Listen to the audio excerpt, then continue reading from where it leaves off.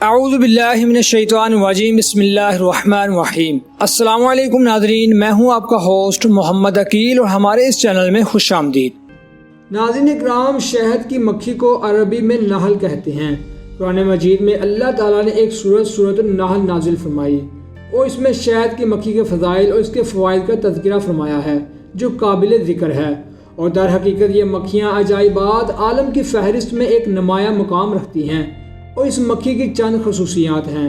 اس مکھی کے گھروں یعنی چھتوں کا ڈسپلن اور نظام عمل اتنا منظم اور باقاعدہ ہے کہ گویا ایک ترقی یافتہ ملک کا نظام سلطنت جو پورے نظام و انتظام کے ساتھ نظم مملکت چلا رہا ہے، جس میں کوئی خلل و فساد رونما نہیں ہوتا۔ ہزاروں بلکہ لاکھوں کی تعداد میں یہ مکھیاں اس طرح رہتی ہیں کہ ان کا ایک بادشاہ ہوتا ہے جو جسم اور قد میں تمام مکھیوں سے بڑا ہوتا ہے۔ تمام مکھیاں اس کی قیادت میں سفر و قیام کرتی ہیں اور ان کے بادشاہ کو یاسوب کہتے ہیں، اور یہ یاسوب مکھیوں کے لیے تقسیم کار کرتا ہے اور سب کو اپنی اپنی ڈیوٹیوں پر لگا کر ان سے کام لیتا ہے۔ اور کچھ مکھیاں مکان بناتی ہیں جو سوراخوں کی شکل میں ہوتا ہے، اور یہ مکھیاں اس مکان کو اتنی خوبصورتی اور یکسانیت کے ساتھ اس مختص یعنی 6 وشواشوں کی شکل کا بناتی ہیں کہ جیسے کسی انجینئر نے پرکار کی مدد سے ان سوراخوں کو بنایا ہے۔ اور ناظرین کرام، سب کی شکل بالکل یکساں اور ایک جیسی، سب کی لمبائی، چوڑائی اور گہرائی بالکل برابر ہوتی ہے۔ تو کچھ مکھیاں یاسوب کے حکم سے انڈے بچے پیدا کرنے کا کام سر انجام دیتی ہے، تو کچھ شہد تیار کرتی ہیں اور کچھ موم بناتی ہیں، کچھ پانی لاتی ہیں اور کچھ پہرا دیتی رہتی ہیں۔ مجال نہیں کہ کوئی دوسری مکھی ان کے گھر میں داخل ہو سکے۔ اور یہ مکھیاں پھولوں اور پھلوں وغیرہ کے رس کو چوس چوس کر لاتی ہیں اور یہ شہد کے خزانے میں جمع کرتی رہتی ہیں، اور پھلوں اور پھولوں کی تلاش میں جنگلوں اور میدانوں سے نکل کر کئی میل الگ الگ دور تک چلی جاتی ہیں، اور بلا تکلف کسی تلاش کے سیدھے سینکڑوں میل کی دوری سے اپنے چھتوں میں پہنچ جاتی ہیں۔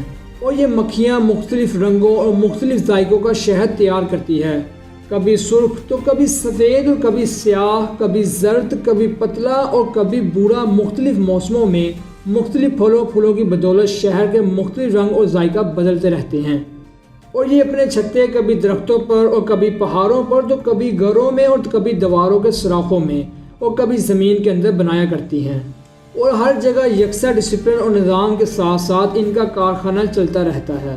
اور نافرمان اور باغی مکھیوں کو ان کا بادشاہ یاسوب سزا بھی دیتا ہے، اور یہاں تک کہ بعض کو قتل بھی کر لیتا ہے۔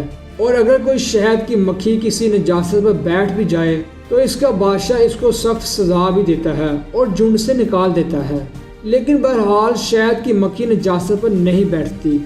اور ناظرین اکرام، قرآن مجید میں شہد کی مکھیوں کے مسائل پر خطبہ پڑھتے ہوئے ارشاد فرمایا کہ تمہارے رب نے شہد کی مکھی کو الہام کیا تو گھر بنا، درختوں میں، چھتوں میں اور ہر قسم کے پھل میں سے کھا اور اپنے رب کی راہ پر چل، اور تیرے لیے وہی نرم راہ ہے۔ اور ناظرین، اس کے پیٹ میں سے ایک پینے کی چیز رنگ برنگی نکلتی ہے جس سے لوگوں کو تندرستی ملتی ہے، بے شک اس میں نشانی ہے دھیان کرنے والوں کو۔ اور بعض امراض کو شہد سے شفا حاصل ہوتی ہے، اور بعض امراض شہد کے ساتھ دوسری دواؤں کو ملا کر بیماریوں کا علاج بھی کرتے ہیں۔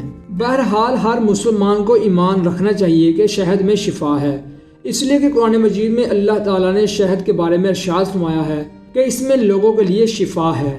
اور ناظرین کرام، شہد کی مکھی میں شفا ہونے کا جو سب سے بڑا اصل نظریہ ہے وہ یہی ہے کہ شہد کی مکھیاں جب رزق لینے کے لیے گھر سے نکلتی ہیں اور جب رزق لے کر گھر واپس آتی ہیں تو درود پاک نبی پاک صلی اللہ علیہ وسلم کی ذات پر پڑھتی رہتی ہیں، جس کی وجہ سے شہد میں اللہ پاک نے شفا رکھی ہے۔